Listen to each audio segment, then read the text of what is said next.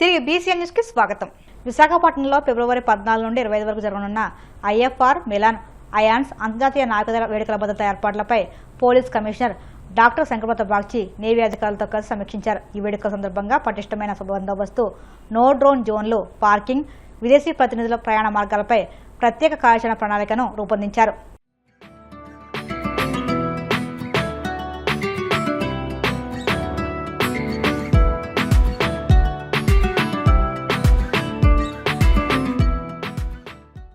విశ్వవిఖ్యాత నట సార్వభౌమ నందమూరి తారక రామారావు 30వ వర్ధంతి సందర్భంగా హైదరాబాద్ ఫిల్మ్ నగర్లోని ఎన్టీఆర్ విగ్రహానికి సినీ పరిశ్రమకు చెందిన పలు శాఖ ప్రముఖులు పూలమాలలతో నివాళులర్పించారు. ఈ సందర్భంగా పరుచూరి గోపాలకృష్ణ మాట్లాడుతూ ఆయన మనల్ని విడిచి 30 ఏళ్లు దాటినా ఇప్పటికీ సజీవంగా వచ్చి పలకరిస్తున్నట్లే ఉంటుందన్నారు. తమ్మారెడ్డి భరద్వాజ మాట్లాడుతూ తెలుగువారి ఆత్మగౌరవాన్ని పెంచిన వ్యక్తి ఎన్టీఆర్ అని, రాజకీయంలో అయినా సినిమాల్లో అయినా ఆయన్ను ఆదర్శంగా తీసుకోవాలన్నారు. మన దేశం చిత్రంతో ఒక మాట అన్నాడు ఆయన. దాంట్లో ఎంత వాడినయ్యానని, అది ఎలా అనిపించారో ఆ మాట మాకు తెలియదు. అలాగే ఆయన ఎంత వాడయ్యాడో ఇవాళ మేం చెప్పడం కాదు, ప్రపంచానికే తెలుసు ఆయన ఎంత వాడయ్యారో.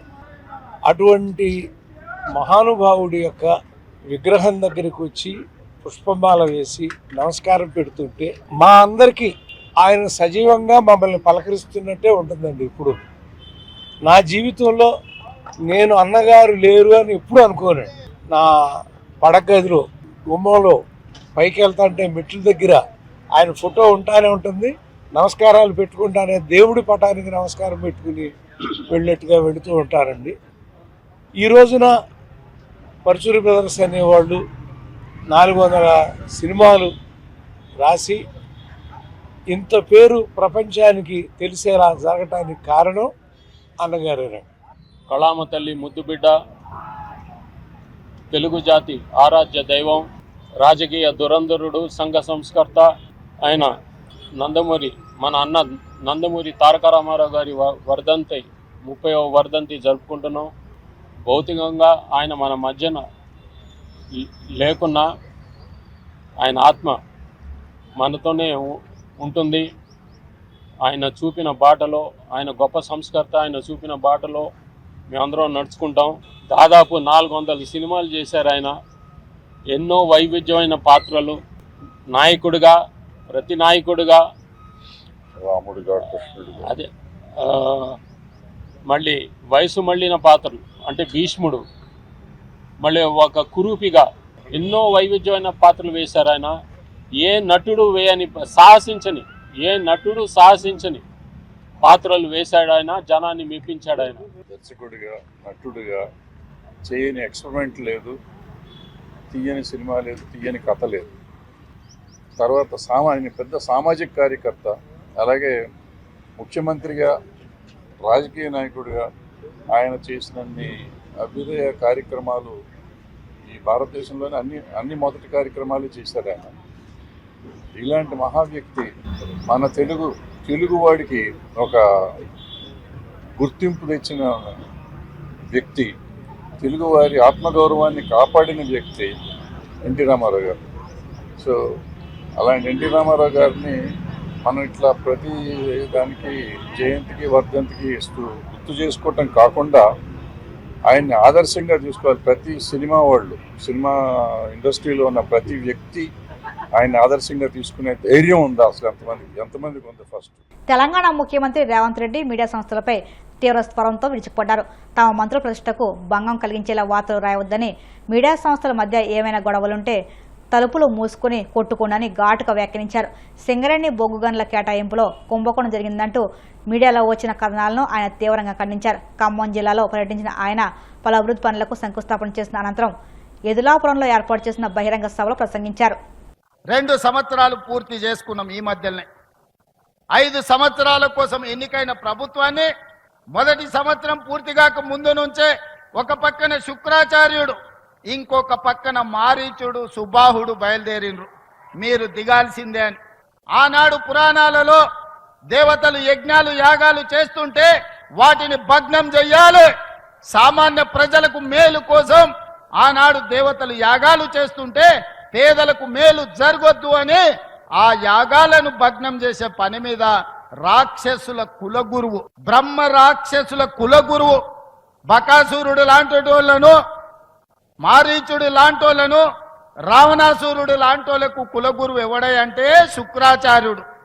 భూ బకాసురులకు ఈరోజు, భూ కబ్జాదారులకు, ఈరోజు హత్యలు చేసేటోళ్లకు, ఆక్రమించుకునేటోళ్లకు అధికారాన్ని అడ్డం పెట్టుకొని తెలంగాణ రాష్ట్రాన్ని దోసుకునేటోళ్ళకు కూడా ఒక శుక్రాచార్యుడు రాక్షస కులగురువు ఉన్నాడు. ఎర్రవల్లి ఫామ్ హౌస్ లో ఉండి పన్నాగాలు పన్నుతుంటాడు. శకుని మామ పన్నినట్టు పన్నాగాలు పన్నుతుంటాడు. దుర్యోధన వంశాన్ని ఎంబడి పెట్టుకొని ఏదో రకంగా ఈ రోజు కుట్రల కుతంత్రాలతోని ప్రజా పాలనను, పేదల ప్రభుత్వాన్ని పడగొట్టాలని ఆలోచన. శుక్రాచార్యుడేమో ఫామ్ హౌస్ పోయిండు, మారుచీరుడు సుబాహుడేమో బామ్మార్దుల ముసుగులో అసెంబ్లీ లోపలికి వస్తుండ్రు. ఇవాళ మారీచుడు మీకు తెలుసు, మారీచుడే మాయ జింక రూపంలో సీతను ఎత్తుకపోవడానికి రావణాసురుడికి సహకరిస్తే చివరికి మారీచుడి సావు రాముడి చేతిలోనే తప్పలేదు. ఈనాడు ఈ ప్రభుత్వాన్ని బట్టగాల్చి మీదెయ్యాలి, ఈ ప్రభుత్వాన్ని బదనాము చెయ్యాలి అని అడ్డగోలుగా ప్రచారాలు ఈరోజు చేసే ప్రయత్నము మారీచుడు సుబాహుడు చేస్తున్నారు. ఆనాడు మాయలేడి రూపంలో వస్తే ఈనాడు సోషల్ మీడియా రూపంలో వస్తున్నారు. లేని అవాకులు చవాకులకు మంత్రముల మీద ఈరోజు ప్రచారాలు చేస్తున్నారు, ప్రత్యక్షంగా పరోక్షంగా. ఈనాడు టెండర్ల గురించి కొన్ని పత్రికలు రాస్తున్నాయి. సింగరేణిలో కొంత కుంభకోణం జరిగింది, బొగ్గంత మాయమైందని. నేను ఆ పత్రికలకు, ఆ టీవీలకు, ఆ సోషల్ మీడియా వాళ్లకు, ఆ రాజకీయ పార్టీ నాయకులకు నేను చెప్పదలుచుకున్నా, ఈ ప్రభుత్వంలో అవకతవకలకు తావు లేదు. అనవసరమైన ప్రచారాన్ని, తప్పుడు ప్రచారాన్ని కల్పించడం ద్వారా అపోహలు కల్పించి మళ్ళీ శుక్రాచార్యుడు, మారీచుడు, సుబాహుడు బలపడడానికి మీరు ప్రత్యక్షంగానో పరోక్షంగానో సహకారం చేస్తున్నారు. మీకు మీడియా పంచాయతీలుంటే తలుపు మూసుకొని కొట్టుకోండి, లేకపోతే ఒకరి మీద ఒకరు బురద జల్లుకోండి. అందులో మమ్మల్ని లాగి ఆంబోతులు కొట్లాడితేనంట లేగదూడల కాళ్ళు ఇరిగినాయంట. ఇద్దరు మీడియా యజమానులు కొట్లాడుకుంటే మీరు కొట్లాడుకోండి, కానీ మా మంత్రులని బదనాం చేసే కార్యక్రమాన్ని మీరు తీసుకోకండి.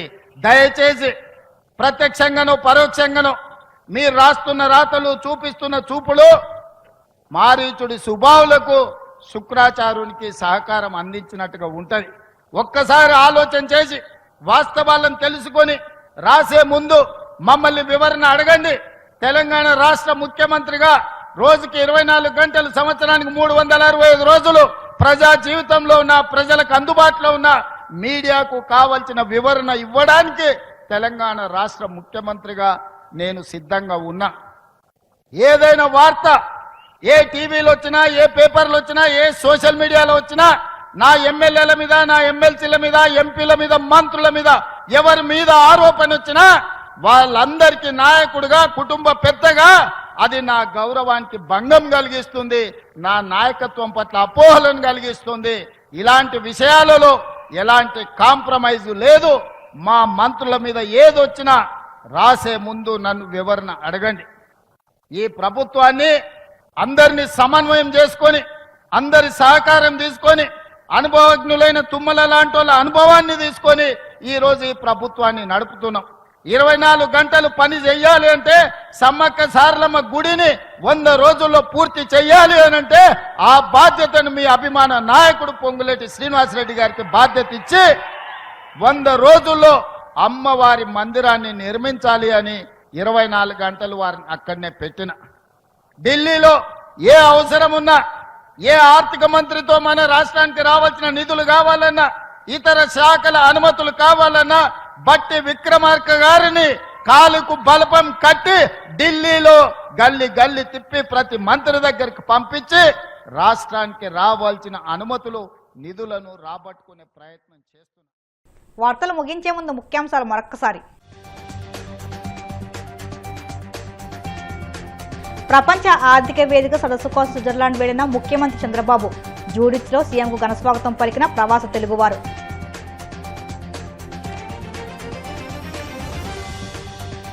ఎన్టీఆర్ పేరును వాడుకుంటూ చంద్రబాబు ప్రజల దృష్టిని మళ్లించే ప్రయత్నం చేస్తున్నారు. విమర్శలు గుప్పించిన వైసీపీ మాజీ ఎమ్మెల్యే టీజీఆర్ సుధాకర్ బాబు.